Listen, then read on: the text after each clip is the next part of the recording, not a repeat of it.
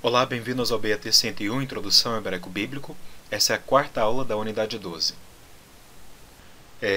Vamos começar então e dar uma olhada nos usos diferentes do verbo kal imperfeito, tá bom?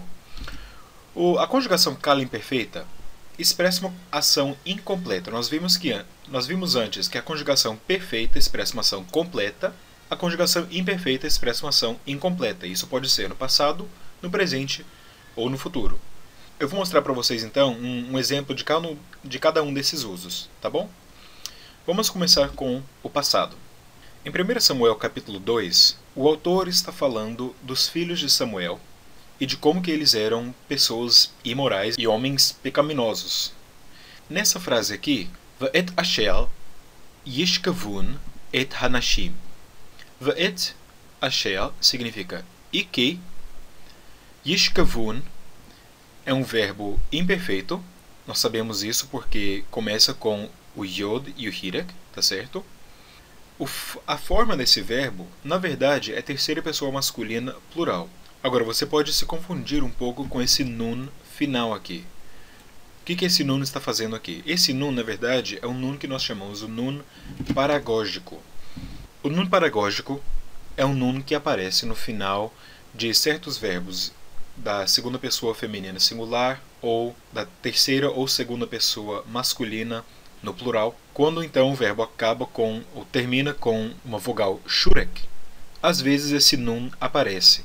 Pensamos que houve uma transição da língua hebraica quando esse nun era pronunciado e quando não era, então às vezes ele aparece, outras vezes não. Vocês não precisam se preocupar com isso, vocês só precisam saber que quando um verbo termina em shurek, às vezes esse verbo terá o nun paragógico, tá bom?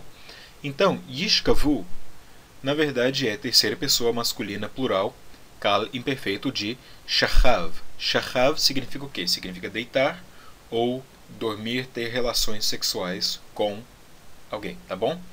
Então, e que eles tinham relações sexuais com as mulheres, ou e que eles deitavam com as mulheres. Agora, por que eu traduzi isso como eles tinham relações ou eles deitavam com as mulheres, em vez de eles deitaram com as mulheres?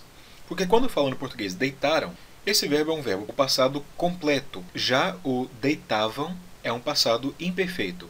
O kal imperfeito tem justamente esse sentido de um passado imperfeito, um passado um tanto quanto contínuo, uma coisa que estava acontecendo. Era o hábito de que os filhos de Samuel deitavam com as mulheres, ou dormiam, ou tinham relações com as mulheres. Então era uma coisa habitual deles. Por isso que o texto aqui utiliza o kal imperfeito e não o kal perfeito. Não foi uma só vez, mas foram várias vezes. Tá bom? Agora, no presente nós temos uma frase que nem Yigdal Yahweh me'al ligvul Yisrael. O que significa isso? Yigdal vem do verbo gadal, que significa engrandecer. Vocês já conhecem o adjetivo gadol. Agora o verbo gadal significa engrandecer ou ser grande, é um verbo de estado de ser. Por isso aqui Yigdal tem esse patar, tá bom? E não é Yigdol. Yigdal é terceira pessoa masculina singular do kal imperfeito, significa ele é engrandecido, ou ele está sendo engrandecido, tá bom? Então Yahweh está sendo engrandecido, me'al. Me'al pode ser traduzido como de fora, do lado de fora, tá bom? Ligvul. Gavul é uma palavra que significa fronteira, ou borda, limite, tá bom? Então, Yigdal Yahweh me'al ligvul Yisrael. Deus é engrandecido do lado de fora de toda a fronteira de Israel. Ou Deus está sendo engrandecido. Por que está sendo? Porque, de novo, kal imperfeito tem essa ação contínua, uma coisa que é uma ação incompleta, não foi terminada ainda. Deus está sendo engrandecido. Como que isso acontece? Isso acontece pelos seus ministros, pelo seu povo, que está continuamente falando de Yahweh para todos os que estão do lado de fora de Israel. Tá bom? É um texto um tanto quanto um texto missionário no Antigo Testamento. Agora, o kal imperfeito também pode ser ter o sentido futuro e, na verdade, a maioria das vezes que você vê um Kal imperfeito, ele terá esse sentido futuro.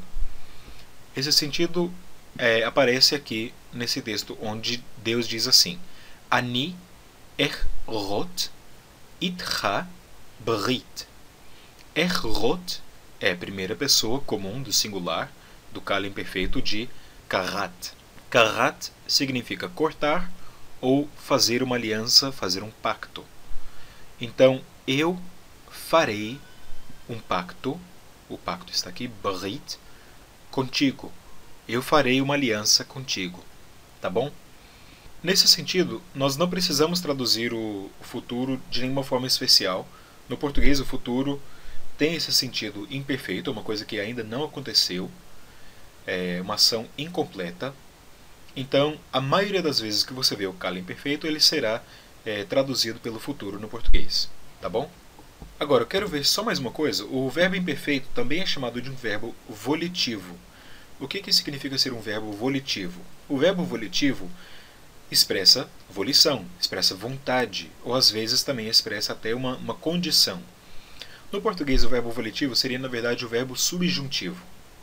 É possível traduzir alguns desses verbos, dependendo do contexto, como um subjuntivo.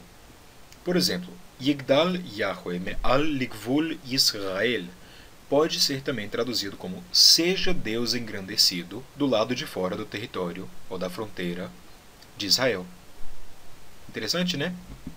Então, o Kal imperfeito pode ser traduzido no passado como um verbo imperfeito, no presente também como uma ação contínua, ou no futuro, a maioria das vezes, e às vezes como um verbo volitivo, um verbo expressando uma condição ou uma ação que tem uma vontade, uma volição.